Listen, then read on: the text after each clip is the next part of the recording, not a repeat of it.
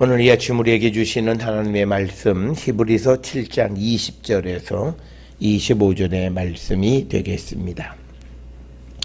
20절에서 25절의 말씀 한 목소리로 합독하시겠습니다.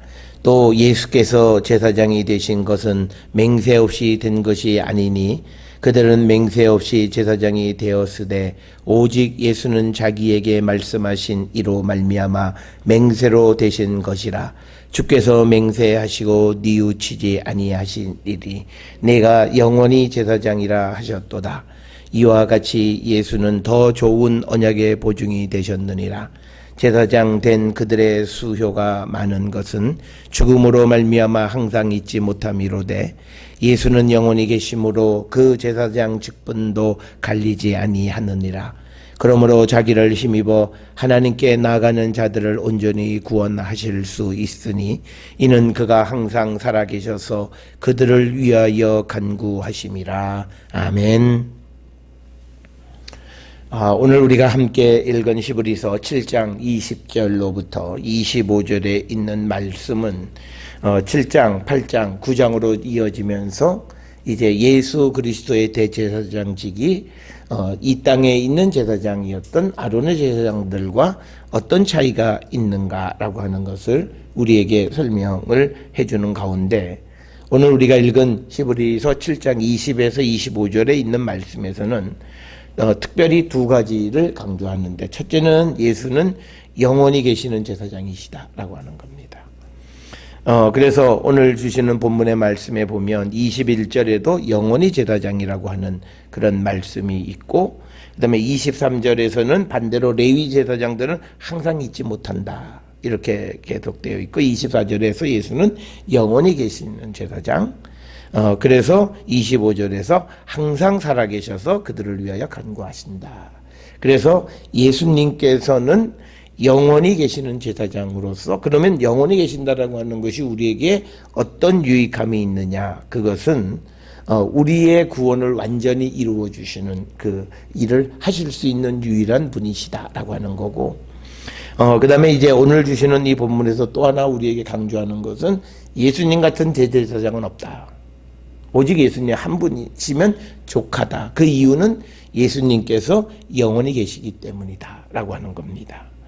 그러니까 우리가 누군가가 자기 자신을 예수님과 비유하거나 비교해서 동등하게 생각하는 그런 말을 하는 모든 사람들은 잘못된 거죠. 대제사장으로서의 예수님은 아론 계열의 대제사장들은 그들이 연한이 되면 죽으면 또 다음 사람이 반차를 따라서 또 제사장이 되고 해서 대제사장이 여러 명이 있고 예수님 당시에는 매년 바뀌는 그런 경우도 있었던 그런 것에 비추어 보면 예수님의 대제사장직은 그런 것이 아니다.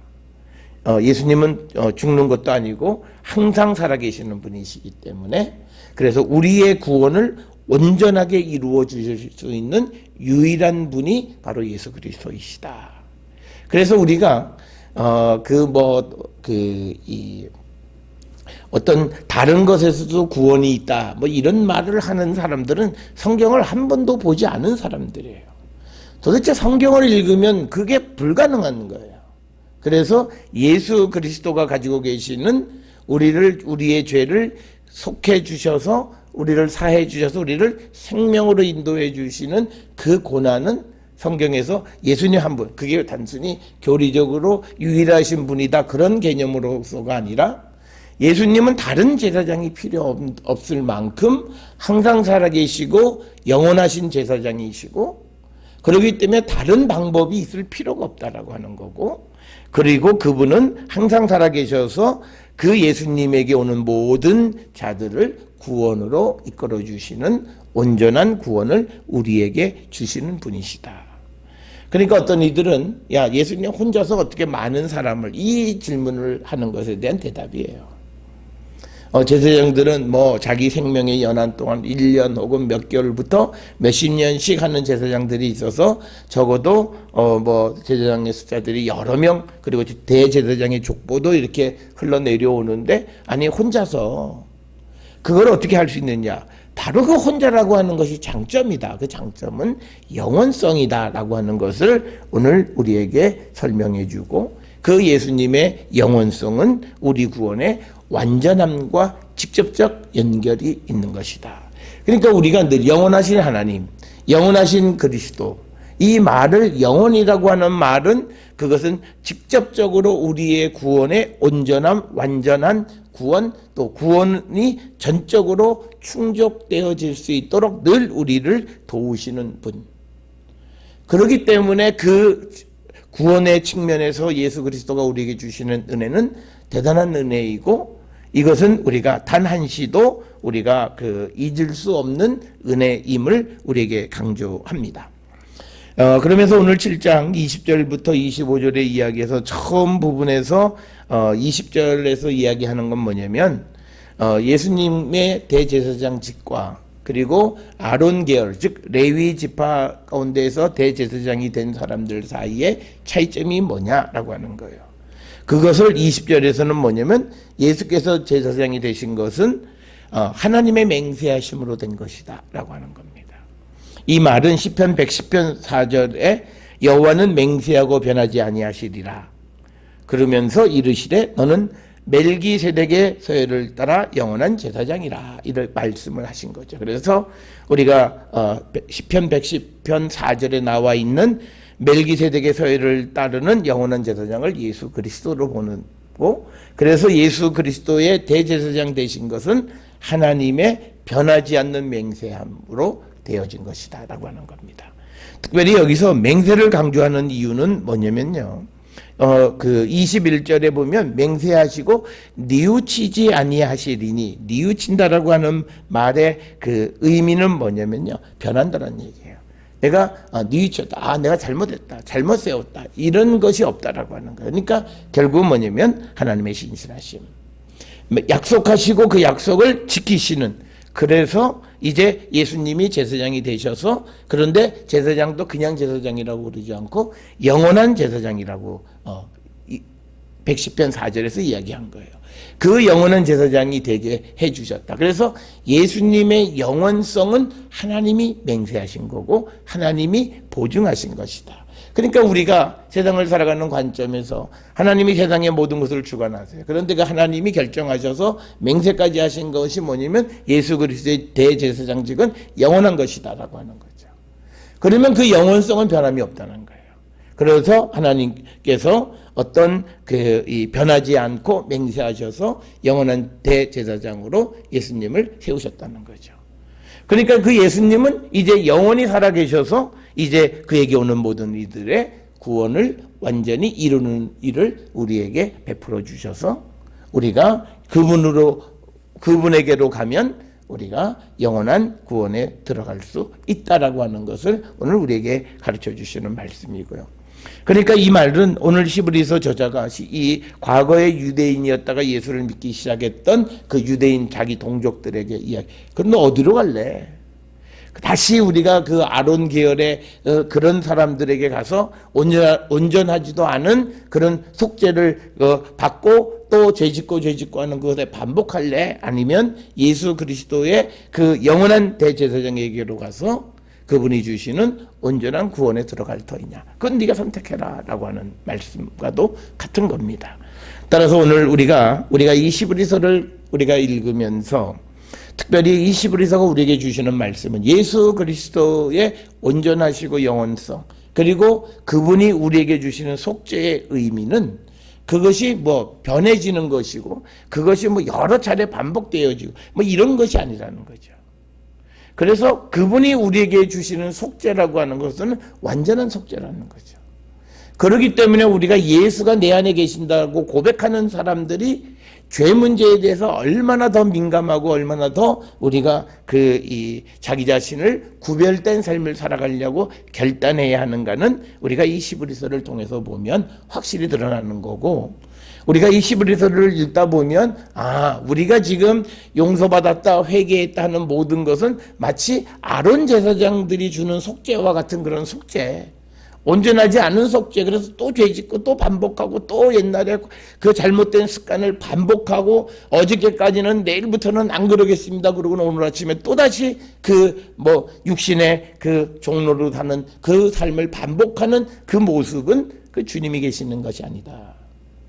예수 그리스도의 영원하신 대제사장이 우리 안에서 우리의 죄를 속해 주시는 그 은혜를 입은 사람은 적어도 아니다라는 사실을 우리는 분명히 알 수 있고, 그래서 우리가 이 히브리서에서 예수님의 대제사장직, 당연하죠. 하나님께서 하나님의 아들을 택하셔서 영원한 대제사장으로 세워주셨고, 그런데 우리가 그분에게서부터 은혜를 받고 속죄를 받았다면 우리에게서 보여지는 열매는 당연하다는 거예요. 그것은 죄와는 점점 멀어지고 어느 순간 죄와는 관계없는 삶을 살아가는 자들이 되어야 한다라고 하는 겁니다. 그래서 오늘 우리가 이 땅을 살아가는 우리의 모습이 말로는 예수님 계시고 내가 예수를 영접했고 내가 성령이 나에게 충만하다 이런 이야기를 해요. 그러면 내 삶이 그런 열매가 나와야 된다는 거예요. 그 열매 중에 하나는 뭐냐면 예수 그리스도가 우리에게 주시는 속죄는 온전한 속죄고 다시 제사 드릴 필요가 없는 속죄라는 거예요. 그 다시 제사 드릴 필요 없는 건 뭐냐면 내가 죄 져도 다시 속죄 안 해도 된다, 그런 개념이 아니라 죄를 다시 안 짓는다는 얘기예요. 거기에 방점이 있어요. 그런데 우리는 난 죄 져도 난 구원받을 수 있어, 이런 이 뭐 터무니없는 소리들을 하고, 그래서 그걸로 무슨 한 팔을 만들고 거기에 현혹되는 사람들이 그는 성경을 잘못 본 거예요. 예수께서 단번에 우리를 위해서 십자가에 돌아가심으로 우리를 구원하신 것, 이제 그 이야기는 8장 9장에서 자세히 설명을 하는 거예요. 한 번 피 흘리심으로 되어진 이유는 뭐냐면 아론의 제사장들은 자기 죄를 속하고 백성의 죄를 속하는 최소한 2번은 드려야 돼요. 그러면서 자기의 죄도 온전히 씻지 못하니까 다른 사람의 죄도 온전히 씻어주지 못해요. 그래서 그 속죄로는 우리가 하나님께 나가지 못해요. 그러니까 휘장이 딱 가로막혀 있었던 거예요. 그런데 예수께서 십자가에 달려 피 흘려 돌아가시면서 이 성전의 휘장이 찢어진 거예요. 이제 우리로 하여금 성소에 나가는 그 담력을 얻게 하고 그 길을 우리에게 열어주셨다는 거예요. 우리가 성소에 나간다라고 하는 개념은 내가 죄 없다라는 개념이에요. 그리고 내가 성전이라고 하는 개념은 내가 죄 없다라는 개념이에요. 이 세상에 성경에 죄 있는 성전은 없어요. 우리가 왜 휘장으로 성소를 가로막고 첫째 방, 둘째 방 이렇게 나눠놓고 여기는 누가 가고 못 가고, 그건 다 죄 문제 때문에, 죄를 온전히 씻어내지 못했기 때문에. 그런데 예수께서 우리에게 오셔서 우리의 죄를 싹 씻어주셨기 때문에 휘장은 필요 없어요. 대제사장이든 누구든 다 성소, 지성소까지 갈 수 있는 거예요. 왜? 예수 그리스도를 통해서 우리가 하나님께로 갈 수 있기 때문에. 그 길이 열렸다는 거예요. 그래서 그 길은 내 죄가 사해졌고 내에게서 적어도 죄의 뿌리가 뽑혀나간 사람들에게서 그것이 가능하다는 거예요. 그런데 오늘 우리는 예수를 만났고 예수를 영접했고 성령을 체험했고, 그러면서도 속에 죄의 뿌리가 남아있고 욕심이 남아있고 탐심이 남아있고 여러 가지 같은 인간의 기본적인 그 욕구조차도 우리가 어찌하지 못하는 그런 처지에 있는 아론과 똑같은, 아론의 제사장들의 속죄를 받은 사람들과 똑같은 거예요. 그러니까 그들은 예수를 만났다 할 수 없는 겁니다. 예수님이 주시는 그 예수님의 대제사장직이 얼마나 탁월하냐라고 하는 것은 그 은혜를 입은 사람들에게서 나타나는 모습도 탁월해야 돼요. 그 탁월함이란 뭐냐면 죄가 온전히 씻겼다는 거예요. 그래서 다시는 성소에 올 필요가 없다는 거예요. 그런 온전함을 우리가 갖는 거라는 거예요. 그런데 우리는 지금 예수 그리스도를 믿으면서 아론의 속죄 속에 머물러 있다는 거예요. 이 영적인 상태를 벗어버리지 않는다면 우리의 믿음은 이 역시도 외식하는 믿음이에요. 겉으로는 예수를 부르지만 안에는 아론의 제사장들이 주는 속죄, 유한한 그리고 한계가 있는, 제한성이 있는 그런 속죄. 그러니까 요즘 보면 아무리 예수 믿고 또 우리가 성령을 체험했다고 그래도 인간의 본성 어찌하랴, 말이 안 되는 소리를 하고 있어요. 말이 안 되는 소리를 하고 있다고요. 그러니까 결국은 우리의 모습이 지금 이 모습으로 변해졌다라고 하는 겁니다.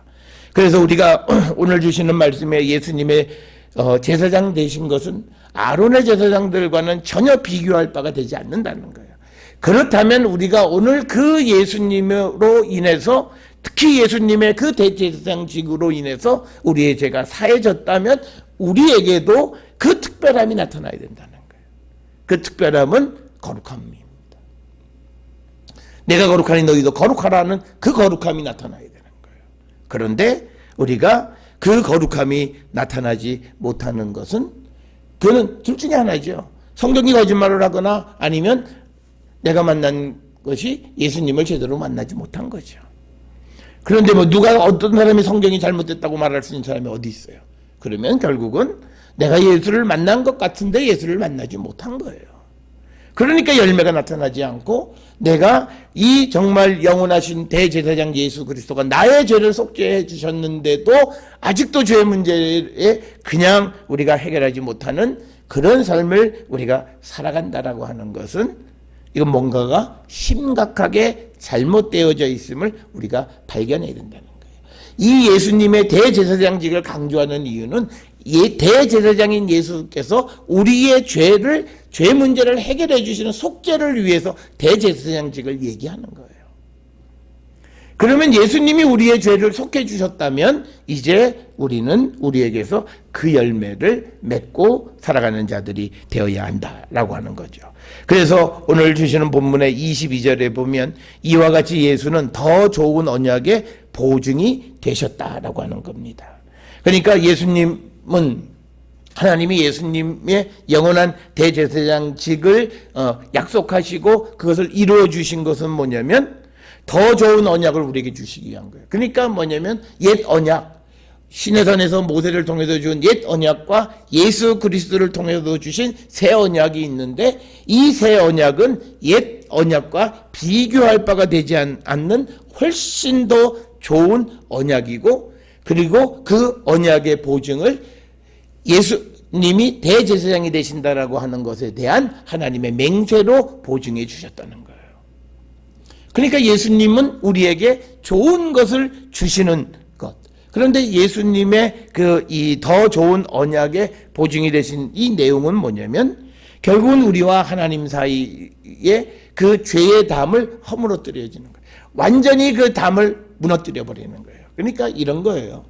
우리는 두 나라가 통일이 되지 않는 사이에 그냥 여권 가지고 왔다 갔다 해요. 아직 막혀 있어요.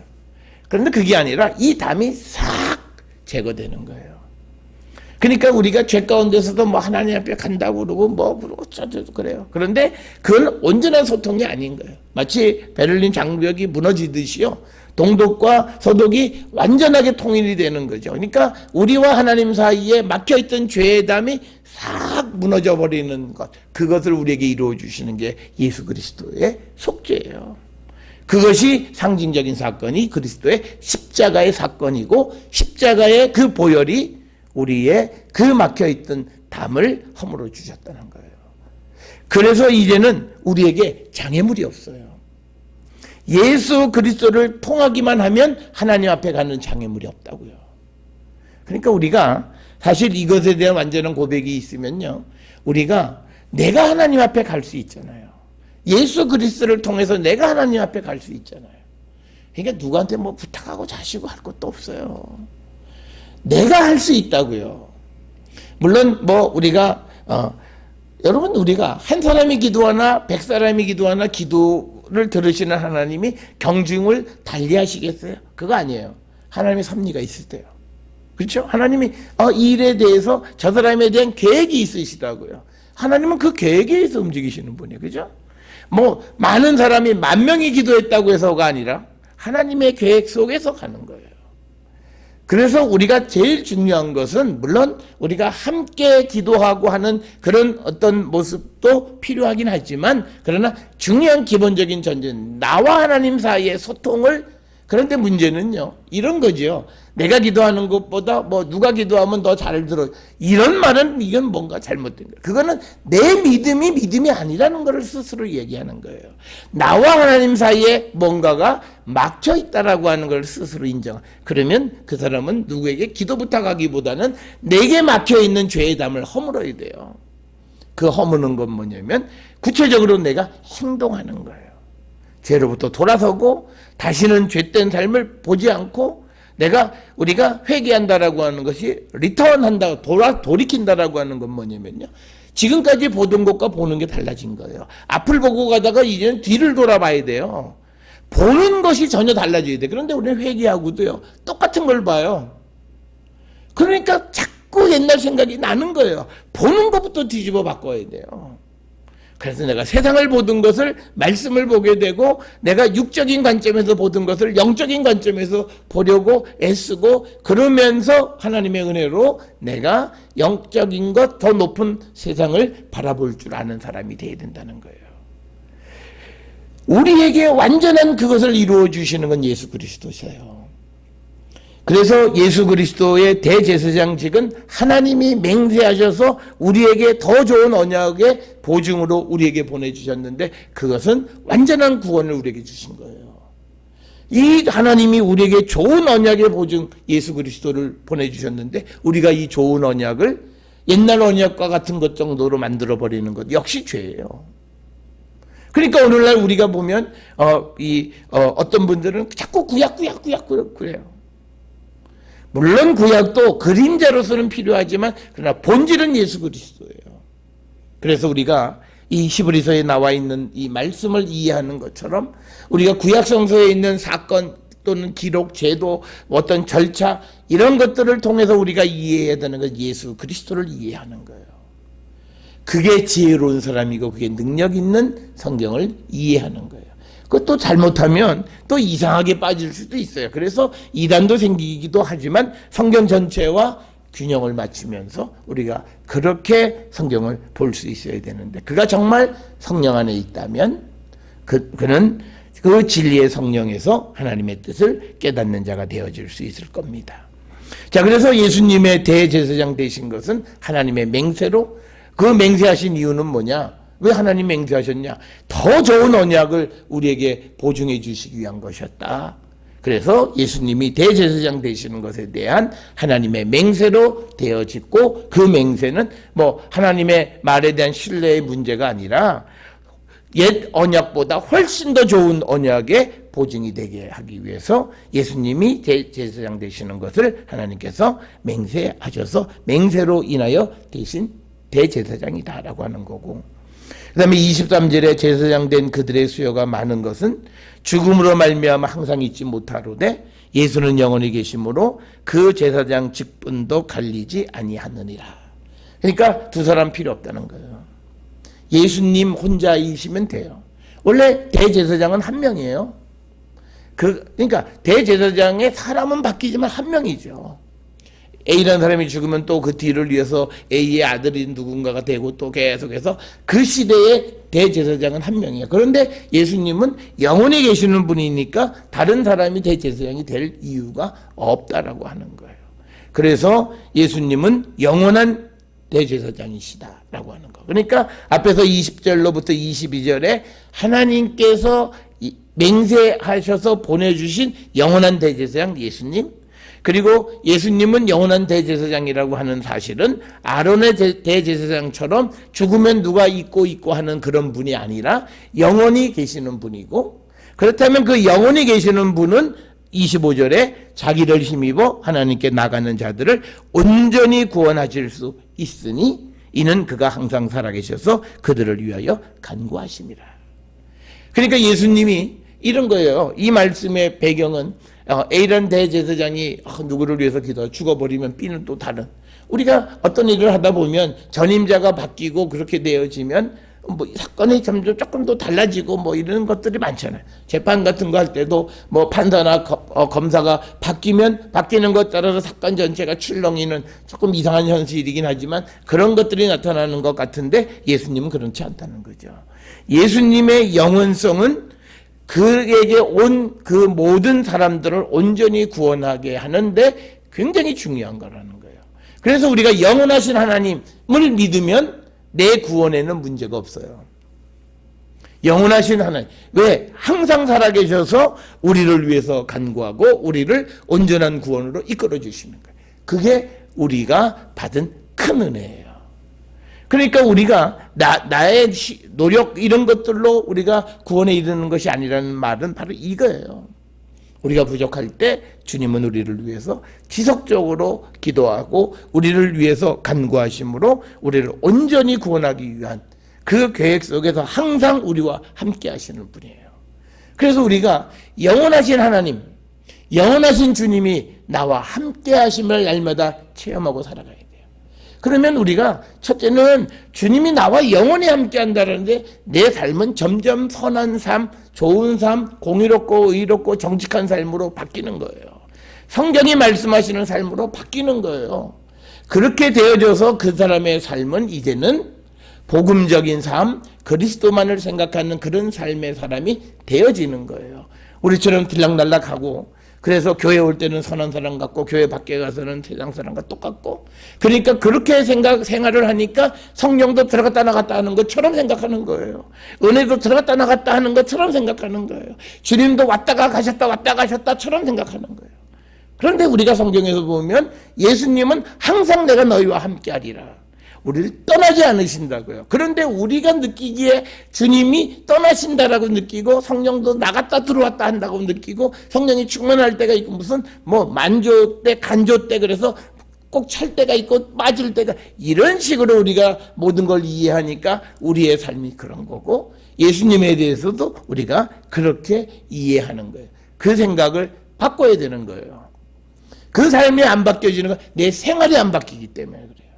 내 생활이 반복하는 거예요. 교회와 교회 밖의 생활이 너무 다른 거예요. 그러니까 항상 성경을 봐도 몸의 지배를 받는다는 게 바로 그런 거예요. 그렇게 이해해야만 자기 자신의 현 삶이 유지되어지는 거예요. 그러니까 우리가 잠언에 보면 미련한 자라고 하는 건 뭐냐면 바꾸지 않는 사람을 미련한 자라고 그래요. 그러니까 그 사람들 하나님 말씀 들을 필요도 없어요. 왜? 바꿀 필요가 없어. 바꿀 생각이 없어요. 오늘날 많은 성도들이 교회에 오지만요, 말씀으로 나를 바꾸려고 생각하지 않는 수많은 사람들, 미련한 자들이에요. 예수 믿는다고 하면서 미련한 자들이에요. 그들에게는 하나님의 말씀이 필요 없죠. 그러니까 그들은 말씀 안 보잖아요. 왜? 필요 없어요. 내가 바꾸지도 않을 걸 뭐. 그러니까 그냥 그대로 살아가는 거고 아주 자기를 합리화하는 다른 소리들을 하는 것이다. 그래서 오늘 우리에게 주시는 20절로부터 25절에 있는 말씀은 우리가 평범하게 받을 수 있는 말씀 같은데 그 평범함 속에서 가장 중요한 우리의 구원의 보증은 예수의 영원성에 있다는 거예요. 그 예수님의 영원히 우리와 함께 하시기 때문에 예수님을 힘입어서 하나님께 나가고자 하는 자들의 구원을 완성시켜 주시는 분이 예수 그리스도시라는 거예요. 그걸 우리가 분명히 아셔야 돼요. 그래서 이 예수님의 구원의 사역은 어떤 일정한 시기 속에서만 머무는 게 아니라 창세전부터 시작해서 이 세상 마지막 날까지 지속적으로 이루어지시는 큰 구원의 역사 속에서 움직여지는 일이라고 하는 그 사실을 우리는 분명히 깨닫고, 그래서 우리는 이 영원하신 주님과 항상 함께하는 삶, 그리고 이 주님이 주시는 이 사주의 은총을 입은 삶, 그런 사람으로서 우리가 죄 없는 삶을 살아가기를 결단하고 정말 이 은혜 받은 삶을 온전히 살아가는 그런 성도들이 되어서 다시는 주께로 올 이유가 없어요. 그렇다고 주님을 떠난다는 얘기가 아니라 속죄의 문제에 다시는 주께로 올 이유가 없는 그런 온전한 삶을 살아가기를 결단하고 사모하는 우리 모든 성도들이 될 수 있기를 주의 이름으로 축원합니다.